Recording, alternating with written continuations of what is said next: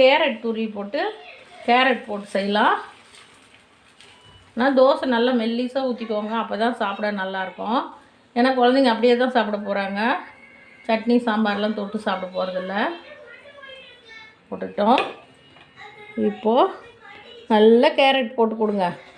கேரட்டெல்லாம் வெயில் காலத்துக்கு ரொம்ப நல்லது. அதனால் கேரட் நல்லா போட்டுக்கலாம். அப்படியே கொஞ்சம் கொத்தமல்லி தழை தூக்கிக்கலாம். சீக்கிரமாக போட்டுருணும். போட்டுட்டு ஒரு கேரட் போட்டேன், ஒரு தோசைக்கு போட்டுட்டேன். ஒரு பொடி தோசை, சாதா பொடி தோசை, ஒரு கேரட்டு. இப்போது நம்ம இந்த தோசை திருப்பி வச்சு இப்படி லைட்டாக பண்ணிடணும். அப்படி அந்த மாவில் அப்படியே ஒட்டிக்கும், இல்லைன்னா எல்லாம் உதிர்ந்துடும், சாப்பிடக்குள்ள டேஸ்ட் இருக்காது. இந்த மாதிரி செஞ்சு விடுங்க. இப்போது